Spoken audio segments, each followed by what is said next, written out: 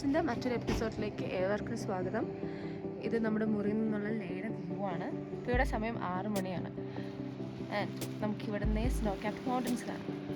So ഇന്നാണ് നമ്മുടെ Ladakh ട്രിപ്പിൻ്റെ longest ഡ്രൈവും കാര്യങ്ങളൊക്കെ പോകാൻ പോകുന്നത്. അപ്പോൾ ഓക്കെ, കം വിത്ത് us.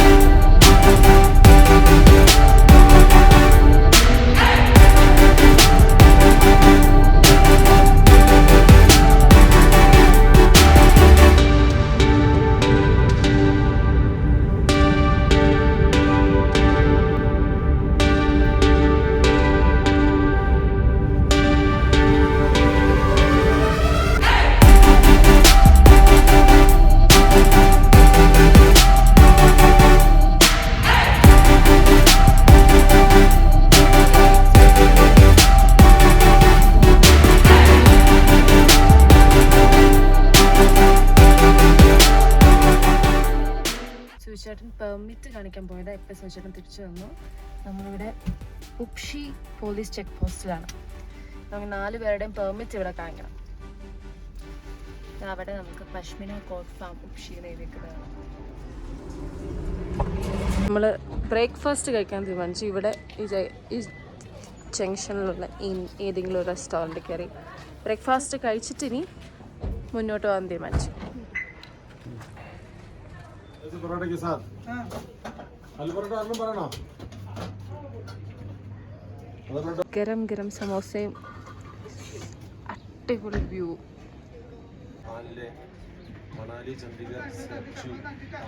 നമുക്ക് 201 കിലോമീറ്റർ പോകണ്ട് നല്ല വരട്ടെ.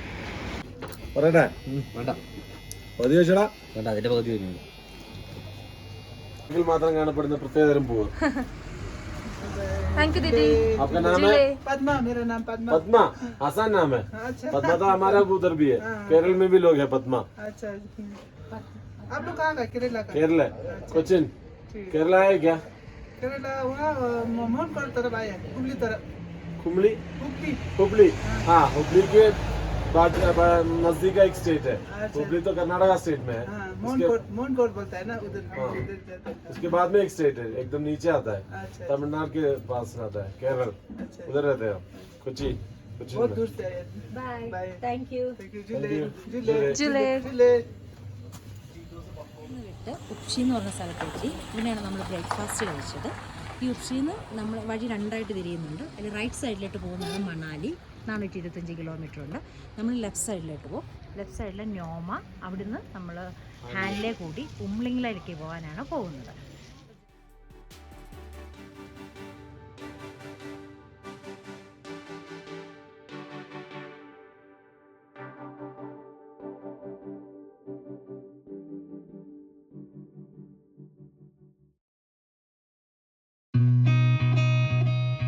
Stranger. റേഞ്ച് വലിയൊരു റേഞ്ചാണ്. മനസ്സറോവറൊക്കെ അതിന്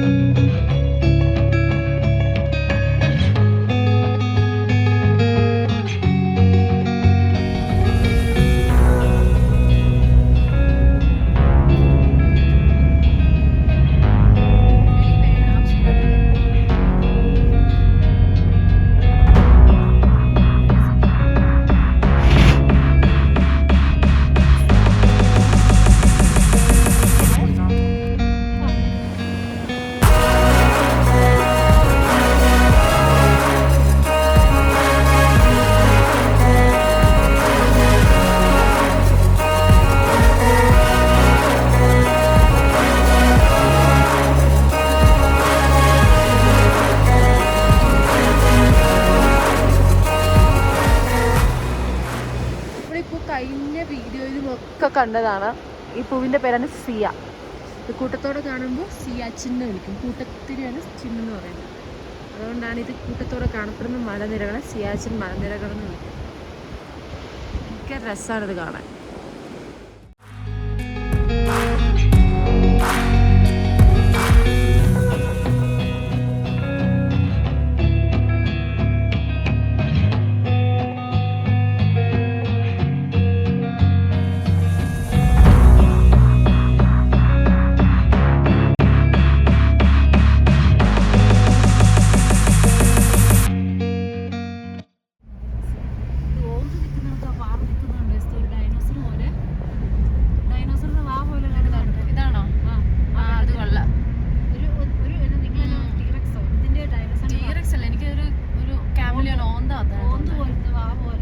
ഈ മണ്ണില് വെജിറ്റേഷൻസ് ഒന്നും ഉണ്ടാവത്തില്ല.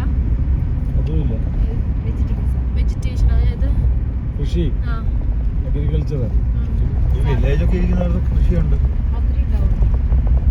അതും എല്ലാം ഒന്നും പിടിക്കത്തില്ലായിരിക്കും. ഒരു സ്ഥിരം കൃഷി ചെയ്യുന്ന കാര്യങ്ങൾ മാത്രമാണ്. യൂഷ്വലി നദികൾ ഒഴുകുന്ന സ്ഥലങ്ങളിൽ അങ്ങനെയാണല്ലോ സിവിലൈസേഷൻസ് ഉണ്ടാവുന്നത്. അങ്ങനത്തെ ഒരു മണ്ണല്ല ഇത്.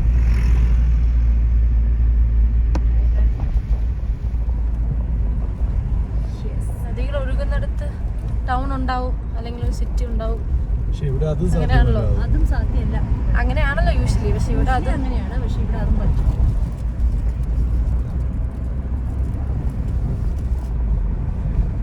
കാട്ടിലകപ്പെട്ട് പോയാലും ഏതൊരു മൂവിയിൽ ഞാൻ കണ്ടുള്ള കൊച്ചിനോട് എന്തോ ആ വഴി പറഞ്ഞു കൊടുക്കുന്നത് നദി ഒഴുകുന്ന ഡയറക്ഷനിൽ നടന്നോളാനല്ലേ.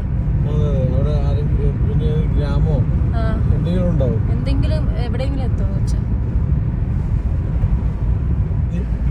അങ്ങോട്ട് എത്തുമ്പോൾ ആൾട്ടിറ്റ്യൂഡ് കുറയില്ലേ? ഒരു സംഗതിയാണ് കേട്ടോ. ഏറ്റവും പറയുമ്പോൾ വെജിറ്റേഷൻ കൂടും. എന്നെ ചാട്ടമാണ് കുതിര പോകുന്നില്ല. റോഡ് അങ്ങനെയാ. റോഡിലേ ഞാൻ കുഴിയുണ്ട്. ടാർ ചെയ്തിട്ടുള്ളതുകൊണ്ട് നമ്മൾ അറിയുന്നില്ല. അത് അപ്സ് ആൻഡ് ഡൗൺസ് ഉണ്ടായി. ഈവനല്ലെന്ന് തോന്നുന്നു. ഈവനല്ല. ശരിയാ. പാകിസ്ഥാനിലേക്ക് ചെല്ലുമ്പോൾ ഈ ഓക്സിജൻ ഇഷ്യൂസും ഇല്ല, ഓൾട്ടിറ്റ്യൂഡും കുറഞ്ഞു. ഇതേ നദിയുടെ തീരത്താണ് പല നഗരങ്ങൾ സ്ഥിതി ചെയ്തേക്കുന്നത്. ഒരുപാട് നഗരങ്ങളുണ്ട്. കറാച്ചി ചെന്നാണ് ഇത് അവസാനം ഫിനിഷ് ചെയ്യുന്നത്. കറാച്ചി ചെന്ന അറേബ്യൻ സീയിലേക്ക് ഇത് സംഗമിക്കുക ചെയ്യുന്നത്. ഉറങ്ങുന്നതിടത്ത് അവൻ ഉറങ്ങാതെ എനിക്കറിയത്തില്ല. പിന്നെ കറാച്ചിയിലേക്ക് പാകിസ്ഥാനിലേക്ക് എത്തുന്നതിന് മുമ്പ് ഇതിന് ഒരുപാട് പോഷക നദികളുണ്ട്. ലഡാക്കി വെച്ച് തന്നെ പോഷക നദിയുണ്ട്. ബിയാസ്, സത്ലജ്, ട്രിബ്യൂട്ടറീസ് പോഷക നദികൾ. ഇതിനായിട്ട് 10-15 അതിൽ കൂടുതൽ പോഷക നദികളുണ്ട്. രണ്ട് ഡിഫറെന്റ് ഷെയ്ഡ്. താഴെ ഒരു പർപ്പിൾ പോലെയും മേളിലേക്ക് വേറെ ആ രണ്ട് കളറും തമ്മിലുള്ള മെർജിങ് കണ്ടോ?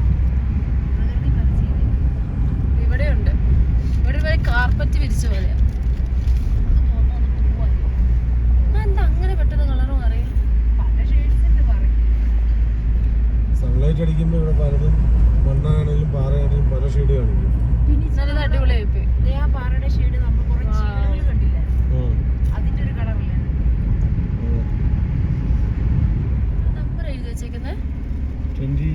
ആലുപ്പുറത്ത് കയറും പൂരിയാവും. 21, 20, 18, 18, 17, 16, 14. വല്ല പണിഷ്മെന്റും കൊടുക്കാൻ വേണ്ടിട്ട് നമ്പർ ഇട്ട് വെച്ചിരുന്നായിരിക്കും അവിടെ പോയി കയറിയിട്ട് ഓടാന്ന് പറയുന്നത്. ഇവിടുന്ന് 16. അത് ഐസൈറ്റ് മനസ്സിലാക്കാനാണ്. എഞ്ചിനീയറിംഗ് പഠിപ്പിക്കുന്നതാണോ ആ പോയിന്റ് പോയി കയറിയിട്ട്? പക്ഷെ ആ പോയിന്റ് അതിന്റെ സ്റ്റീപ്പ് അല്ലേ? പഠിപ്പിക്കാനോ എന്തെങ്കിലും കാരണം ഉണ്ടാവും. ഇത് അവിടെ പർപ്പിൾ കളർ മലയും യെല്ലോ കളർ മലയും എല്ലാ കളറും ഉണ്ട്. ഇടയ്ക്ക് പച്ചപ്പ് ഹരിതാവും. ഇപ്പൊ ബ്ലാക്ക് കളർ, ബ്ലാക്ക് അല്ല, നേരിട്ട് കാണുമ്പോൾ പർപ്പിൾ ആണ്, പക്ഷെ ക്യാമറയിൽ കൂടെ കാണുമ്പോൾ കുറച്ചൊരു ബ്ലാക്ക് ഷെയ്ഡ് കയറി വരുന്നുണ്ട്.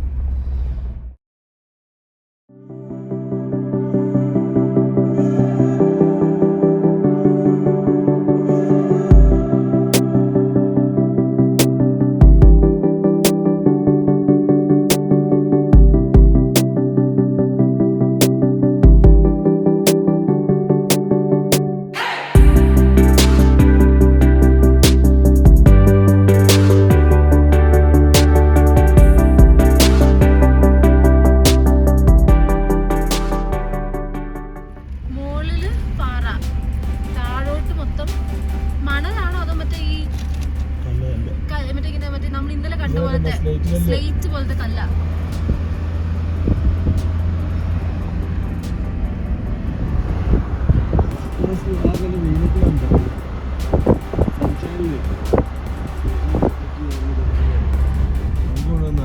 അതെങ്ങനെയാ കല്ല് പൊടിയുന്നത്?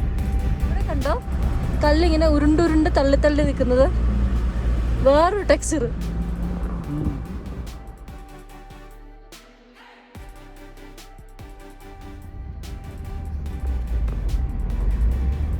Either find a way or make it.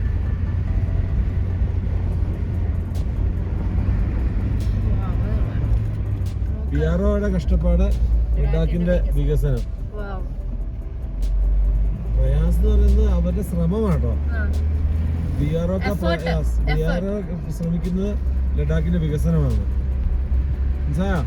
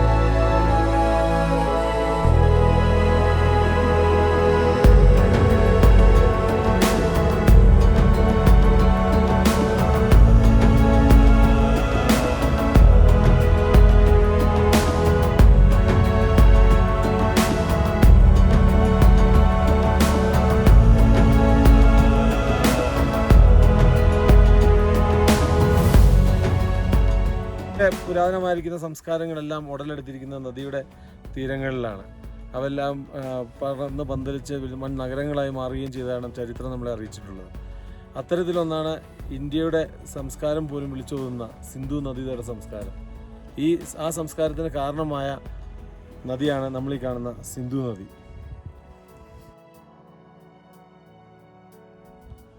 Sindhu നദിയുടെ ഉത്ഭവത്തെക്കുറിച്ച് നമ്മൾ നോക്കുമ്പോൾ വെസ്റ്റേൺ ടിബറ്റിലുള്ള മാൻസരോവർ ലേക്കിലെ മഞ്ഞുമലകൾ അവയാണ് എൻ്റെ ഉത്ഭവം. അവിടെ നിന്നാണ് ഇത് ഉത്ഭവിച്ച് വരുന്നത്.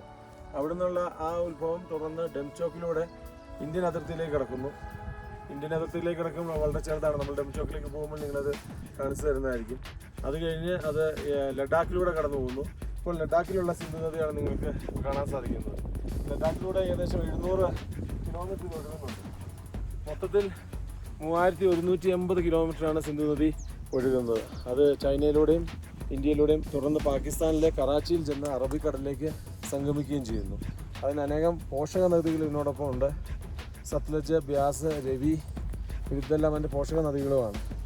ഈ സിന്ധു നദി പാകിസ്ഥാൻ്റെ മുഖ്യ ജലസ്രോതസ്സുകൾ, ശുദ്ധജല സ്രോതസ്സുകളിലൊന്നാണ്. നിലവിൽ ഇത് പാകിസ്ഥാനും ഇന്ത്യക്കും ശുദ്ധജല സ്രോതസ്സായിട്ട് വർത്തിക്കുന്ന ഈ സിന്ധു നദി അതിൻ്റെ കൃത്യമായിരിക്കുന്ന ഒരു പരിപാലനം നടക്കാത്തതുകൊണ്ട് തന്നെ, അതുപോലെ അനാവശ്യമായിരിക്കുന്ന ഡാം നിർമ്മാണവും ബാരേജുകളുടെ നിർമ്മാണവും കാരണം ഇതിൽ നിന്നുള്ള ജലം കൃത്യമായിട്ട് അവർക്കിപ്പോൾ ലഭ്യമാകുന്നില്ല. എന്നാൽ അതിനോടൊപ്പം തന്നെ ഒരു വലിയ പ്രശ്നമായിട്ട് ഉദിച്ചു വന്നുകൊണ്ടിരിക്കുന്നത് മഞ്ഞുമലകൾ പെട്ടെന്ന് ഉരുകി തീർന്നുകൊണ്ടിരിക്കുന്നു. കഴിഞ്ഞുപോയ പല വർഷങ്ങൾ വെച്ച് നോക്കുമ്പോൾ 4 ഇരട്ടി വേഗത്തിലാണ് ഇപ്പോൾ അവിടുത്തെ താപം ടിബറ്റിലൊക്കെ ചൂട് വർദ്ധിച്ചുകൊണ്ടിരിക്കുന്നത്.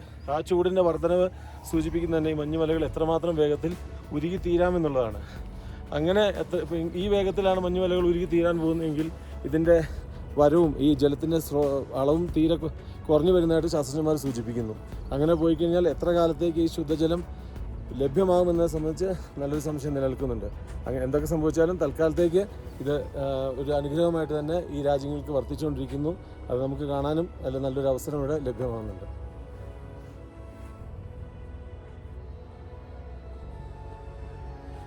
കുഞ്ഞുനാളിലെ ഹിസ്റ്ററിയിൽ സിന്ധു നദിയുടെ സംസ്കാരം പഠിച്ചപ്പോഴേ എനിക്കിഷ്ടമില്ലായിരുന്നു അത് പഠിക്കുന്നത്. കാണാപ്പാടം പഠിച്ചു, പരീക്ഷ എഴുതി. പക്ഷെ ഞാൻ ഒരിക്കലും പ്രതീക്ഷിച്ചില്ല എൻ്റെ ജീവിതത്തിൽ സിന്ധു നദിയുടെ ഓരത്ത് അരികിൽ ഇങ്ങനെ വന്ന് നിന്ന് അതിൻ്റെ ഭംഗി, ഇത്രയ്ക്ക് ഭംഗിയുള്ളൊരു നദി ഇങ്ങനെ ആസ്വദിക്കാൻ പറ്റുമെന്ന് ഞാൻ സ്വപ്നങ്ങളിൽ പ്രതീക്ഷിച്ചില്ല. എത്ര മനോഹരം അദ്ദേഹത്തിൻ്റെ സൃഷ്ടികളല്ലേ. അതെ, എത്ര മനോഹരം, ഭയങ്കര രസം. ഇത് കണ്ണുകൾ കൊണ്ട് മാത്രമേ കംപ്ലീറ്റ്ലി നമുക്ക് അബ്സോർബ് ചെയ്തെടുക്കാൻ പറ്റുള്ളൂ. എത്ര വീഡിയോ എടുത്തു, ഫോട്ടോ എടുത്തു എന്ന് പറഞ്ഞാലും അതൊന്നുമല്ല, കണ്ണിന് കാണുന്ന ഭംഗിയാണ് ഇതിൻ്റെ യഥാർത്ഥ ഭംഗി. അതാണ് ദൈവം പ്രകൃതി സൃഷ്ടിച്ചതിൻ്റെ ഭംഗിയും മനുഷ്യൻ അത് ആസ്വദിക്കാൻ തന്ന ഏറ്റവും വലിയ ക്യാമറയായ കണ്ണിൻ്റെ പ്രത്യേകത. അല്ല, ദൈവത്തിന് നമ്മളോടുള്ള സ്നേഹമായി കാണുന്നത്. കാരണം ഇത് കാണുമ്പോൾ തന്നെ എന്ത് ശാന്തതയാണ്, മനസ്സിന് എന്ത് സുഖം, ഭയങ്കര സന്തോഷവും ഒരു പോസിറ്റീവ് എനർജിയാണ്. ചുരുക്കത്തിൽ നമ്മളൊരു പോസിറ്റീവ് എനർജി അല്ലെങ്കിൽ വൈബിൽ ഇരിക്കാനാണ് ദൈവം പോലെ ആഗ്രഹിക്കുന്നത്. അതുകൊണ്ടല്ലേ ഇത്രയും മനോഹരമായ ഒരു നേച്ചർ നമുക്ക് വേണ്ടി ക്രിയേറ്റ് ചെയ്തിരിക്കുന്നത്. ഇതിൻ്റെ സൈഡിൽ അല്ല, ഇതിൻ്റെ അടുത്ത് കൊണ്ട് സിവിലൈസേഷൻ സ്റ്റാർട്ട് ചെയ്ത അവരെ ഒന്നും പറയാൻ പറ്റില്ല. ആരാണെങ്കിലും സ്റ്റാർട്ട് ചെയ്തു പോകും. ഇവിടെ ടെൻ്റ് അടിച്ച് താമസിക്കാൻ തോന്നിപ്പോവാം. ശരിക്കും ഇവിടെ കുക്ക് ചെയ്യായിരുന്നു. അതെ, ഞങ്ങളുടെ സ്നാക്സ് ഉണ്ട്, പക്ഷേ കുക്ക് ചെയ്യാൻ പാകത്തിനൊന്നുമില്ല. അതെ, ഉറപ്പായി. ബൈ ബൈ കൊടുക്കാം. ഈ പോർഷനിൽ ബൈ. ആ മരങ്ങൾ നിൽക്കുന്നുണ്ടോ ഈ ബുഷ് പോലെ അല്ലേ, ഹൈറ്റ് കുറഞ്ഞ് അടിച്ചോട്ടിരിക്കുന്നതൊക്കെ നല്ല തണലും കിട്ടും. എന്ത് രസമാണ് കാണാൻ. നമ്മള് മഞ്ഞ കളർ കണ്ടു, ബ്ലാക്ക് കളർ കണ്ടു, പർപ്പിൾ കളർ കണ്ടു, മഞ്ഞില്ലാതെ വെള്ള കളർ മല, എല്ലാ വെറൈറ്റി ഇവിടെ ഉണ്ട്.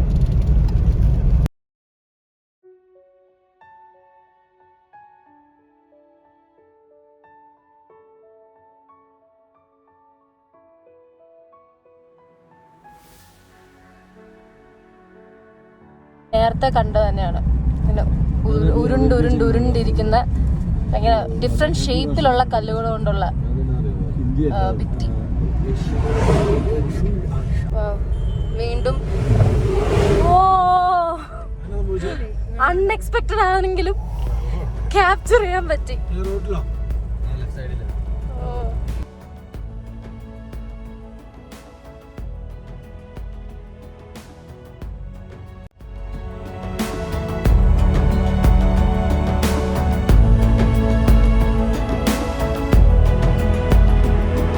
കളർ പറയുന്ന സീരീസിലേക്ക് സ്വാഗതം.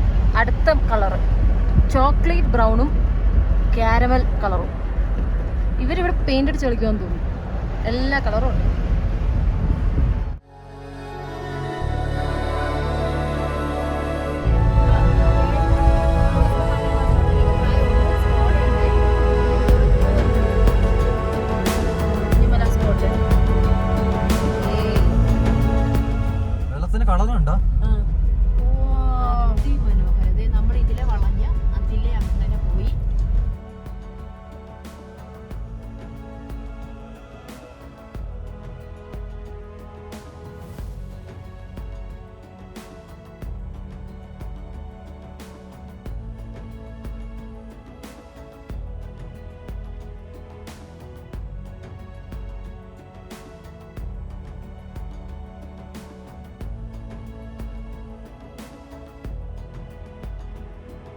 റോഡിന്റെ കളറും കൂടെ വന്നിട്ടേ നല്ല രസം.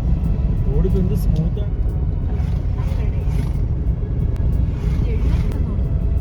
ഇത് ഒരെണ്ണം നമ്മുടെ ബൈക്കാന്ന് തോന്നുന്നു പോയത്. ആണോ? കടന്നുപോയ 6 ബൈക്കേഴ്സിൽ ഒരു ബൈക്ക് നമ്മുടെ എന്ന് പറഞ്ഞു കഴിഞ്ഞാൽ സുധിച്ചേട്ടന്റെ ഓൺ ചെയ്യുന്നതാണ്. സുധിച്ചേട്ടന്റെ ബൈക്കാ.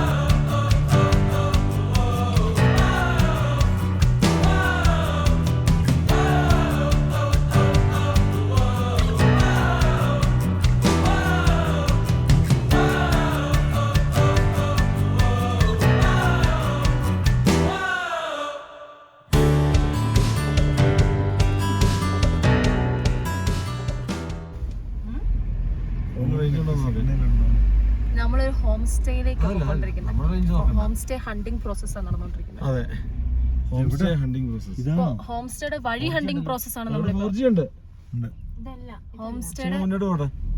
വഴി എവിടെയാണെന്നാണ് ഇപ്പൊ തപ്പുന്നത്. ഹോം സ്റ്റേ കണ്ടു, വഴി മാത്രം കാണുന്നില്ല.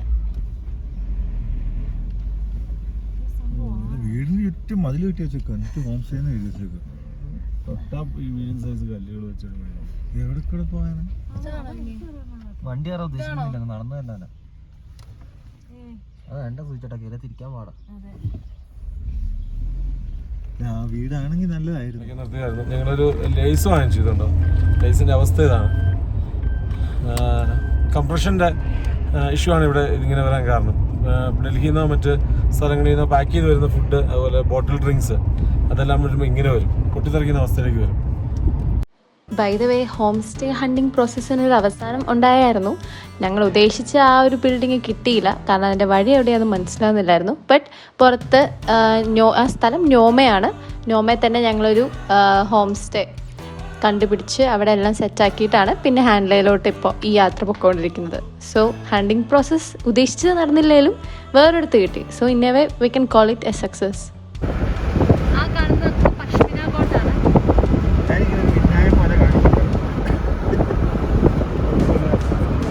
ഒരു കൂട്ടം തന്നെ ഉണ്ടായിരുന്നു.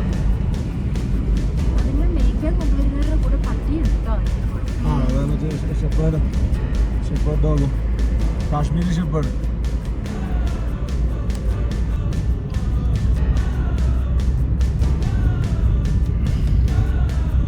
ഓക്സിജൻ കുറവും ഹൈറ്റ് കൂടുതലൊക്കെ ഉള്ള ഏരിയയിലാണ് ഇതുപോലത്തെ ബുഷ് ടൈപ്പിലുള്ള ചെടികൾ വളരുന്നത്.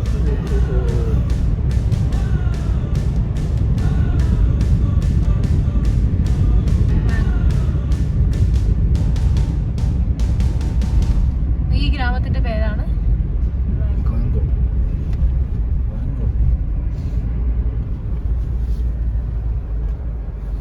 അങ്ങോട്ടൊക്കെ എത്തിയപ്പോഴത്തേനും ഇൻഡസിന് കുറച്ചും കൂടെ വിശാലമായി ഒഴുകുന്നുണ്ട്. പെട്ടെന്ന് നമ്മൾ ഡെസേർട്ടിലെത്തി. ഡെസേർട്ടിലെ മണ്ണ് പോലെ. ഇതാണ് ലഡാക്ക്. നമുക്ക് എല്ലാത്തിന്റെ എലമെന്റും കിട്ടും. പച്ചപ്പ് വേണോ ദേ ഇവിടെ, മരുഭൂമി വേണോ ദേ ഇവിടെ, മല വേണോ ദേ അവിടെ.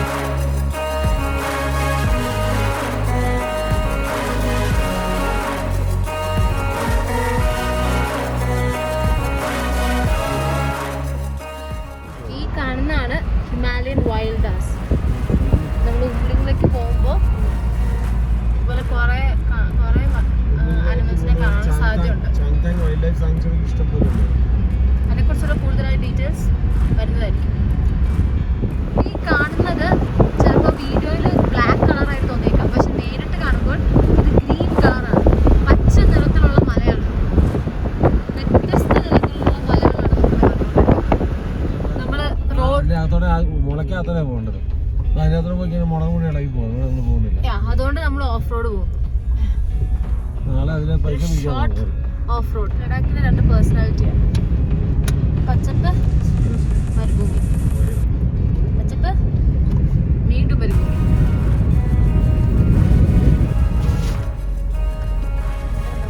ഹാൻഡിൽ എത്തി. ചെറിയ ചെറിയ കഫേയും കാര്യങ്ങളൊക്കെ ഉണ്ട്. മുന്നോട്ട് തന്നെ ആ ഒബ്സർവേറ്ററി കാണാനാണ് നമ്മൾ പോകുന്നത്. ആ ഒബ്സർവേറ്ററി കാണാൻ പോവാണ്. അവിടെ മുന്നിൽ ഒരു മാരുതി 800 ഉണ്ട്. ഇതിനെക്കുറിച്ചുള്ള ചർച്ചകളായിരുന്നു. മാരുതി 800-ൻ്റെ സവിശേഷതകളും ഫീച്ചേഴ്സും അതേക്കുറിച്ചുള്ള ചർച്ചകളായിരുന്നു ഇത്ര നേരം. അതെ, ആ വണ്ടി കൊണ്ട് എന്തൊക്കെ ചെയ്യാവോ അതൊക്കെ ആ ചേട്ടൻ ചെയ്യുന്നുണ്ട്. അല്ല സാർ, ഇവിടെ ഇപ്പൊ ഒരു ടാക്സി വിളിച്ചു കഴിഞ്ഞാൽ ഒരു കാരണവശാലും മുതലായില്ല.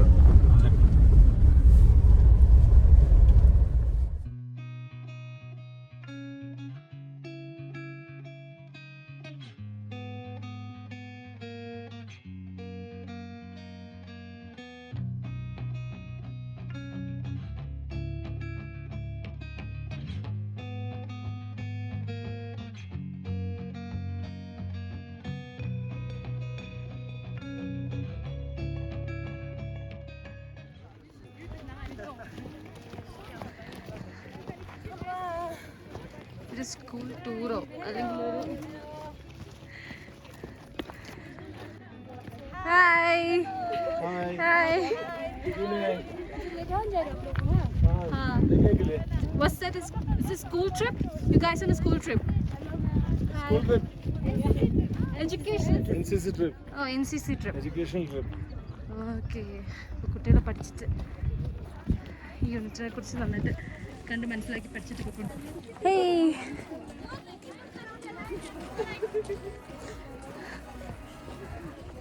ഇപ്പോൾ വന്നു നിൽക്കുന്നത് ഹാൻലെ എന്നൊരു കൊച്ചു ഗ്രാമത്തിലാണ്. ഈ കൊച്ചു ഗ്രാമം സിറ്റുവേറ്റ് ചെയ്യുന്നത് ലഡാക്കിൻ്റെ ക്യാപിറ്റലായ ലേയിൽ നിന്നും 280 കിലോമീറ്റർ ദൂരെയാണ്. നമ്മൾ അത്രയും ദൂരം യാത്ര ചെയ്ത് സഞ്ചരിച്ച് ഇവിടെ എത്തിയിരിക്കുന്നത് എന്തിനു വേണ്ടിയാണ്? ഹാൻലെ എന്നൊരു ഗ്രാമം കാണാൻ വേണ്ടി മാത്രമല്ല. ഹാൻലെ എന്ന ഗ്രാമത്തിൽ ഗ്രാമത്തിൻ്റെ ചുറ്റുവട്ടത്തെല്ലാം കൂടി ഒരു 2000 പേരെ താമസിക്കുന്നുള്ളൂ. ഹാൻലെ ഗ്രാമത്തിൽ ഒരു 300 പേരെ താമസിക്കുന്നുള്ളൂ. പക്ഷേ ഇവിടെ സ്പെഷ്യലായിട്ട് ചില കാര്യങ്ങൾ ഇവിടെ ഉണ്ട്. അതിലൊന്ന് നമ്മൾ കാണാൻ പോകുന്ന ഈ ഇന്ത്യൻ ആസ്ട്രോണോമിക്കൽ ഒബ്സർവേറ്ററിയാണ്. ഈ ഇന്ത്യൻ ആസ്ട്രോണോമിക്കൽ ഒബ്സർവേറ്ററി സ്പെഷ്യൽ ആയിരിക്കുന്നത് എന്തുകൊണ്ടാണെന്നുള്ള ഡീറ്റെയിൽസ് ഞാൻ നിങ്ങൾക്ക് പറയാം. ഇതിൻ്റെ അകത്തേക്ക് കയറാൻ പോവുകയാണ്. നമുക്ക് ആ ടെലിസ്കോപ്പിനെ കുറിച്ചും അവർ യൂസ് ചെയ്യുന്ന ടെക്നോളജി നമുക്കൊന്ന് കാണാം. നമുക്ക് ഓക്കെ.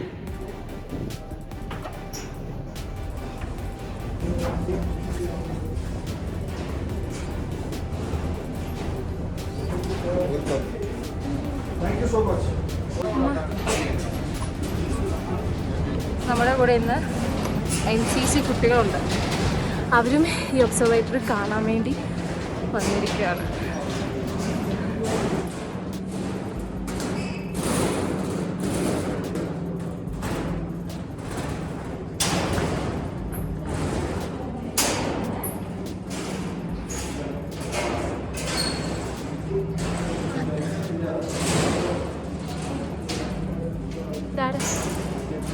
ഇത് തുറക്കുമ്പോഴാണ് ഇതിൻ്റെ ടെലിസ്കോപ്പ് പൊസിഷൻ ചെയ്യുന്നത്. ഈ 2 വാതിലുകൾ തുറന്നു കഴിയുമ്പം ഇത് ആംഗിൾ പൊസിഷൻ ചെയ്തിട്ടാണ് ഇതിൽ നിന്നുള്ള ഡാറ്റ അവർ കളക്ട് ചെയ്യുന്നത്. ഈ ഒബ്സർവേറ്ററി ഇവിടുത്തെ ഒരു മേജർ അട്രാക്ഷൻ തന്നെയാണ്. ഈ ഗ്രാമത്തിലെ ആളുകൾ ഒരു 10 മണി കഴിയുമ്പോൾ എല്ലാ ലൈറ്റുകളും ഓഫ് ചെയ്യണം എന്നൊക്കെയാണ് പറയപ്പെടുന്നത്. കാരണം എങ്കിലേ ഈ ഒബ്സർവേറ്ററിക്ക് ഒരു ലൈറ്റിൻ്റെ ഡിസ്റ്റർബൻസും ഇല്ലാതെ ആകാശത്തിലെ വിസ്മയങ്ങൾ ഒപ്പിയെടുക്കാൻ പറ്റുള്ളൂ. അപ്പോൾ ഇത്തരം കാര്യങ്ങളെക്കുറിച്ച് പഠിക്കാൻ ആഗ്രഹമുള്ളവർക്കും കാണാൻ ആഗ്രഹമുള്ളവർക്കും ഒക്കെ ഇവിടെ വരാവുന്നതാണ്. ഇതൊരു ഇൻട്രസ്റ്റിംഗ് ഏരിയ തന്നെയാണ്. പിന്നെ ഈ ഒരു ഒബ്സർവേറ്ററി കടലിൽ നിന്നും 80 കിലോമീറ്റർ അകലെ ആയിരിക്കണം സിറ്റുവേറ്റ് ചെയ്യേണ്ടതെന്നുണ്ട്. ആക്ച്വലി ഹാൻലെയിലെ ഈ ഒബ്സർവേറ്ററി അടുത്തുള്ളൊരു കടലിൽ നിന്ന് ഏകദേശം 2000 കിലോമീറ്റർ അകലെയാണ്. അപ്പോൾ അതുകൊണ്ടും ഇതൊരു സ്യൂട്ടബിൾ ലൊക്കേഷൻ തന്നെയാണ്. രാത്രി ഹാൻലെയുടെ ആകാശം കാണാൻ ഭയങ്കര ഭംഗിയാണ്. നമുക്കൊരു നാച്ചുറൽ പ്ലാനറ്റോറിയത്തിൽ എത്തിയ പോലെ തോന്നും. ഒരു ഡോം പോലെ ഇരിക്കും. ആകാശത്ത് നിറയെ പൂക്കൾ വിതറിയ പോലത്തെ നക്ഷത്രങ്ങൾ. രാത്രിയുടെ ആകാശത്തിന് ഇത്ര മനോഹാരിത ഉണ്ടെന്ന് ഞങ്ങൾ അന്നാണ് ആദ്യമായിട്ട് തിരിച്ചറിയുന്നത്. അതുകൊണ്ട് തന്നെ ഈ ഒബ്സർവേറ്ററി ഇവിടെ വന്നതിൽ യാതൊരുവിധ നമുക്ക് അതിശയിക്കേണ്ടതായിട്ടൊന്നുമില്ല. പിന്നെ ഇന്നത്തെ ഈ ജേണി ഇവിടെ തീരുന്നില്ല. ഹാൻഡിൽ ടച്ച് ചെയ്ത് മറ്റൊരു സ്ഥലത്തും കൂടെ ഞങ്ങൾ പോകുന്നുണ്ട്. ഞങ്ങളുടെ ഇപ്രാവശ്യത്തെ ലഡാക്ക് ജേണിയിലെ ദി മോസ്റ്റ് അമേസിങ് ജേണിയാണ് ഇനി നടക്കാൻ പോകുന്നത്, ഞങ്ങൾ ഏറ്റവും കൂടുതൽ ആഗ്രഹിച്ചൊരു ഡെസ്റ്റിനേഷൻ. സോ അതിൻ്റെ ഈ വീഡിയോ ഇത്രയും ലോങ് ആയതുകൊണ്ട് ഇതിൻ്റെ കൂടെ ഇടുന്നില്ല. മറ്റൊരു വീഡിയോയിൽ ആ സ്ഥലം കാണാം, അവിടുത്തെ വിശേഷങ്ങൾ കാണാം. സോ ഞങ്ങളുടെ കൂടെ ഇത്രയും നേരം ഈ ലഡാക്ക് ജേണി നിങ്ങളും എൻജോയ് ചെയ്തെന്ന് വിചാരിക്കുന്നു. ബൈ.